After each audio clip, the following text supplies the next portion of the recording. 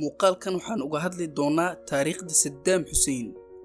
Saddam Hussein al-Kitriti waxa uu dhashay Abriil 1937 waxa uuna ku dhashay tuulada Al-Awjah oo Baghdad u jirta 600 oo kiiloomitir waxaana la isugu socdaalaa kaliya 6 saacadood. Saddam aabihiis waxa uu dhintay isagoo aan dhalanin marka uu qaan gaarayna waxa uu soo safray magaalada Baghdad si uu la noolaado abtigiis oo halkaas joogay. 1957 waxa uu ku biiray siyaasadda gaar ahaan xisbiga Al-Bacth. 1959 Saddam iyo qaar ka mid ah ciidankiisa waxa ay isku dayeen in ay ridaan dawladdii uu madaxweynaha ka ahaa Cabdikariim Qaasim. hase ahaatee markii ay u suurageli weysay waxa uu u baxsaday dhankaas iyo Suuriya waxa uuna uga sii gudbay dalka Masar waxaana xilligaasi wehelinayay Saddam ku dhawaad 500 oo dhalinyaro ah kuwaasi oo dawladda Suuriya ugu tala gashay in ay dhameystaan waxbarashadooda. waxaana intii uu joogay Masar uu waday abaabul uu Saddam Hussein doonayay inuu xukunka uga tuuro madaxweynihii Ciraaq ee waqtigaas Cabdikariim Qaasim. waxaana uu iskaashi la sameeyay saraakiil ka tirsan ciidanka qalabka sida ee waddanka Ciraaq taasi oo markii dambe sababtay in la toogto madaxweynihii la doonayay in xukunka laga rido. waxaana dilkaasi kadib madaxweyne waddankaas Ciraaq ka noqday Cabdisalaan Caarif. Saddam Hussein ayaa markii uu ku soo noqday Baghdad waa dalka Ciraaq waxaa loo magacaabay madaxa sirdoonka ee dalkaasi waxa uuna ahaa qof firfircoon oo shaqadiisa ka adag waxa uuna qabtay howlo badan oo muhiim ah. muddo kadib waxa uu Saddam Hussein galay xabsi adag kadib markii ay halis soo kala dhex galeen madaxdii waqtigaasi talinaysay iyo isaga. waxaana Saddam Hussein lagu eedeeyay in uu abaabulay koox doonaysay in ay xukunka ka tuuraan madaxweynihii Cabdisalaan Caarif. waxaana aakhirkii halkaasi ka soo baxay in uu waddanka ka taliyo oo uu la wareego madaxnimada dalka ninka lagu magacaabo Axmed Xasan al-Baqar.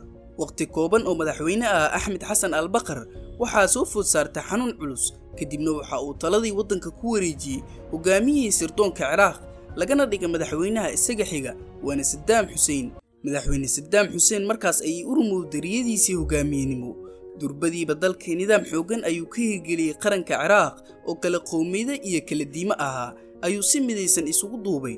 waxa uuna kobciyay hanaankii dhaqaale ee dalka weliba adeegyadii caafimaadka waxbarashada ee Ciraaq.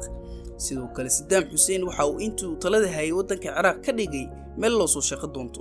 balse intii uu Saddam Hussein ka talinayay dalka Ciraaq waxa uu galay dagaalkii ugu dheeraa oo socday 8 sano waxa uuna la galay waddanka ay dariska yihiin ee Iiraan.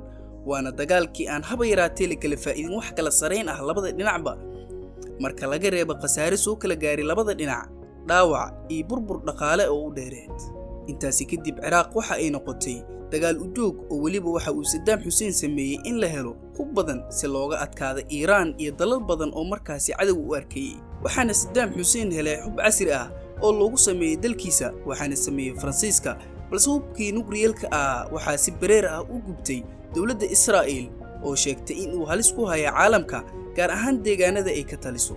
sidoo kale ayadoo dagaalkii hore wax cashir ah laga qaadan ayuu Saddam Hussein haddana duulaan ku qaaday dalka Kuwait 1991 waxaana dagaalkaasi uu ahaa mid Carab oo dhan ku beeray argagax.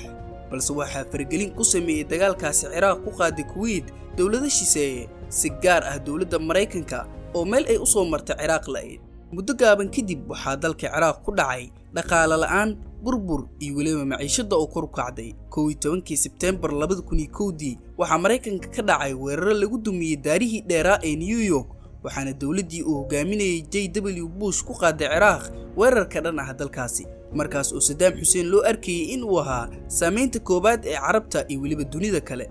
20 Sebtembar 2003 waxaa Ciraaq lagu soo qaaday duulaan uu Mareykanku hogaaminayo waxaana dagaal qaraar ka dhacay dalka Ciraaq iyadoo aakhirkii xukunka laga tuuray Saddam Hussein madaxweynihii ugu cajiibsanaa ee soo mara waddanka Ciraaq.